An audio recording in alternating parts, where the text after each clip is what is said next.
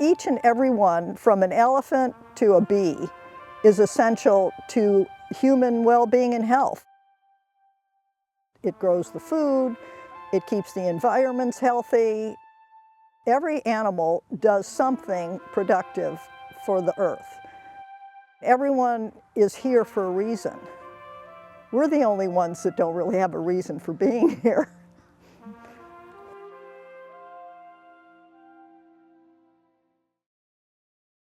Conservation in practice, I would say, is generally a little bit messy at times in the real world. People have encroached.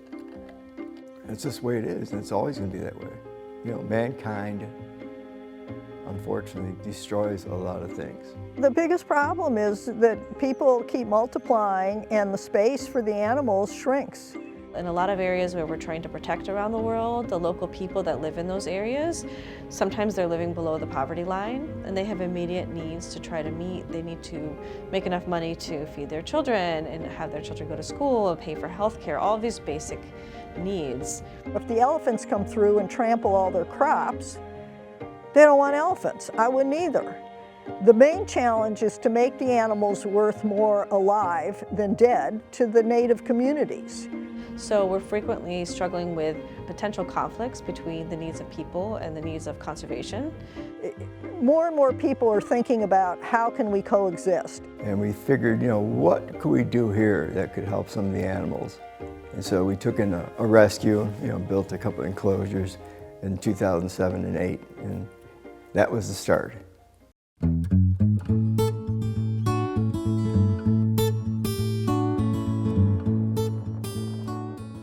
Cheetahs were always one of my favorite animals, and almost my favorite animal. And so in 2001, I sort of decided the 2 weeks we had for a vacation that we were going to go to South Africa and see cheetahs. We had made an arrangement to go to a cheetah breeding and rescue facility. Sat down next to a cheetah and petted a cheetah, and I was sort of hooked forever. We built our house here, and little by little, we acquired animals that had to be rehomed. The animals mostly are traded for genetic reasons or through species survival plans with other zoos. Some of them are born here and they have a home for life. Cheetahs are the largest purring cat, that and cougars, but cheetahs purr way louder than cougars. You can hear her purring. Yes, yes, isn't that a wonderful sound? People say, well, are you going to breed any that go back in the wild? There's no place in the wild to put them. Any wild space is already holding as many of that species as it can hold with the available food and all the other things. I don't think there's a simple solution to anything. You need compassionate people who care and try to do the best they can. We worked years to be able to do this. So it wasn't like, you know, we got up one morning and said, hey, let's do this animal thing and see how much money we can make. Let's make a lot of money first and then use that money to protect and save some animals. We don't get a salary. We do this on our own money with our savings from when we worked in the real world. That's why it's family. I have 0 kids, but I have 90 more kids here. Scarlett, come on, sweetie. Scarlett. Scarlett the hyena, I raised her from when she was a baby. Yes, if you're in the wild and you hear that noise, be afraid, be very afraid, yes, but not now. Not now. See these big teeth? Look at that.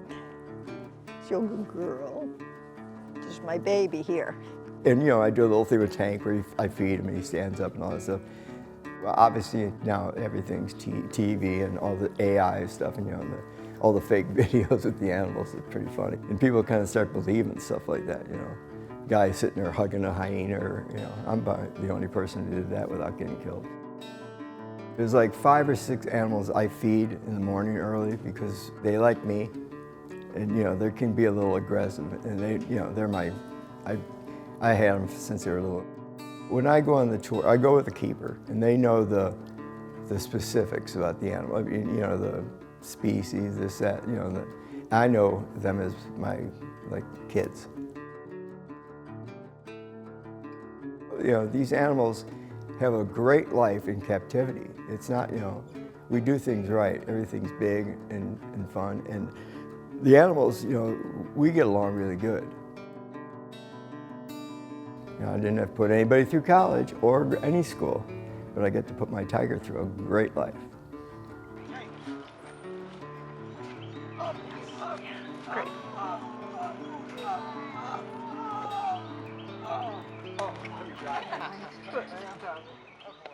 So in order for people to care about preserving animals, they have to see them and they have to form an emotional connection. For me, like, I love rhinos. I didn't see a rhino in a zoo till I was 9 years old. And once I saw a rhino, that animal became real for me. And it made me really want to contribute to the efforts of the counterparts in the wild. It's kind of nice that you actually know what it is and see it instead of just having, you know, the TV view. Here they see it real.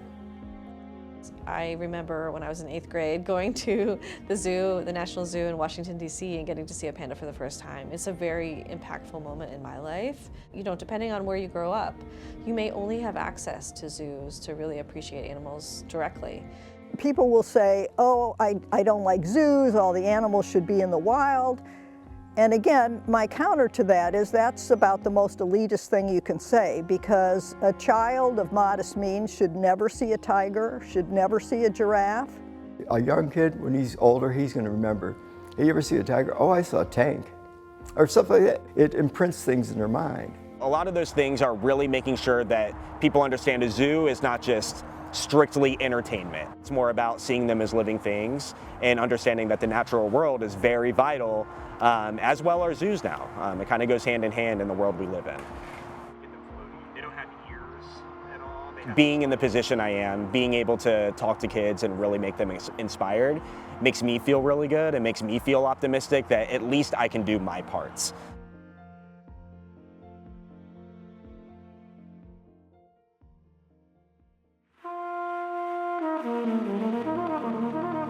Despite all of these grand challenges, I still keep coming back to local examples. I teach a class here at University of Florida called Conservation Biology, and one of the assignments, students have to pin on a global collaborative map examples of success stories in conservation all over the world. We currently have over 600 examples of success stories around the world. So if you look at the local level, you can see incredible examples of success. People who, in their own backyards or in their own town or community, they have an idea and they can implement it. Seeing all that creativity and all that energy really inspires me, and I am pretty hopeful. I think we have grand challenges at the global level, but we have a lot of passion at local levels. So I think if we can still encourage people to enact their innovative ideas at local scales, I think it could be really exciting. I love sharing the good news stories, and there are some. So I think the tide is turning a little bit to where people are saying, hey, wait a minute, we got to do something about this, and we have to find a way for communities to live in harmony with these animals. My higher power is nature, and I think people constantly underestimate how much nature can adapt, adjust. It has ripples in it, and it always wins. So you're not worried? I'm not worried.